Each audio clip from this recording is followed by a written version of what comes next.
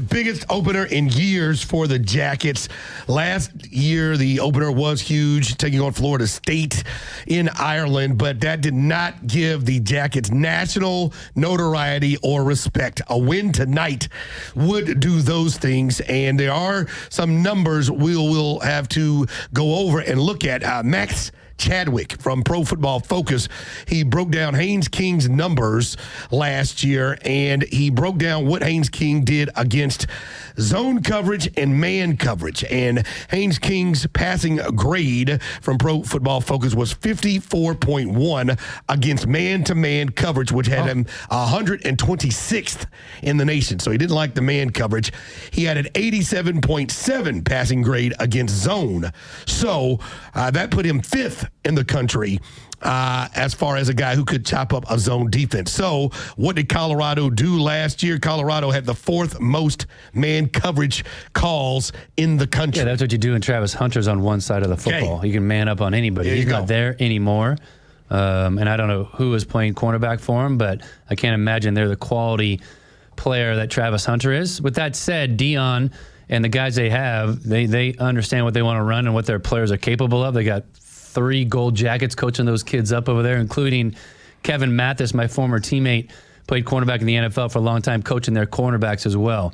He was a hell of a cornerback when he played for the Saints and the Falcons, and he was one of those zone guys, very heady, very smart with what he did, undersized guy. So they're getting coached up at Colorado. Even though the guys are gone that we keep talking about, it took them to 9-4 last year, they're going to reload, and they're going to coach those suckers up. And Colorado will be ready to rock and roll. Haynes King will be better against man-to-man coverage this year just because he's seen more, he's healthy, and they understand what they're getting into with the Colorado coach team.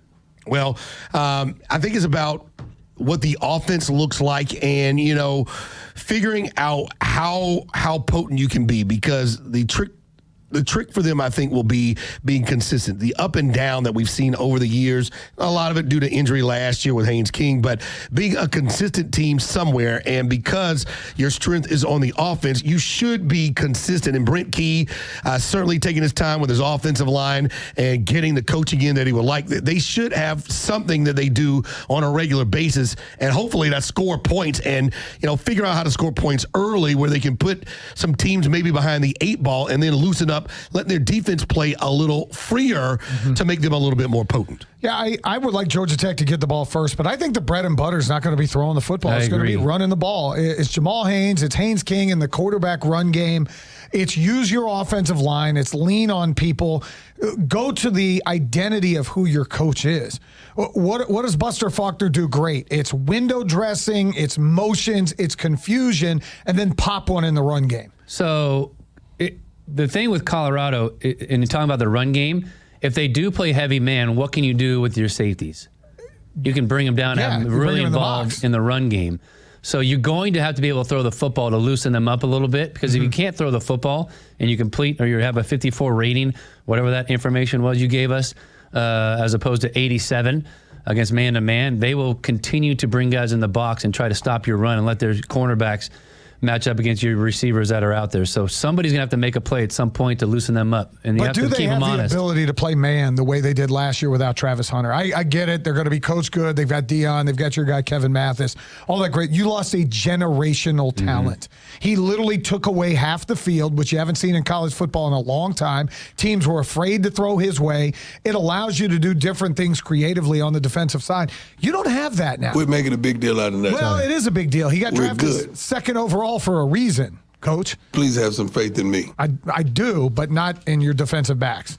Well, we'll see. I'm concerned about the offensive line for Colorado. Is this a chance for the Tech defense and defensive line to get them some, because they did not block very well at all last year, and they do have a veteran quarterback coming in who should be able to at least see some things coming, but I don't know what the talent level is. I mean, they had Shedeur Sanders and they had Travis Hunter last year. There was question about the talent last year overall with the Colorado Buffaloes. Well, and you had Jimmy Horn Jr., who was a good receiver. They had guys on the outside. We went through couple of days ago, a lot of the receivers they have are new or have had like 30 catches in a season. They're not exactly household names. They didn't run the ball particularly well. Now, I'll say with Caden Salter, they're going to be able to run it more, and this is where Tech has to keep lane integrity. Salter's going to be a guy that will pull it down and take off, and that's something with Shedeur you didn't have to account for.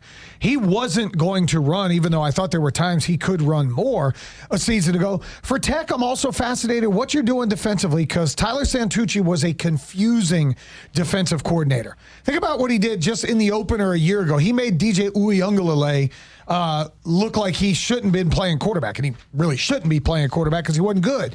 But he confused the hell out of Florida State, and it started them down a path of destruction. Cam Ward in Miami, they were putting up 50 points a game almost till they came here, and Tyler Santucci did a really good job confusing the looks with a lot of stuff. Does Blake Gideon do the same? Because if he can, I think Colorado's in trouble.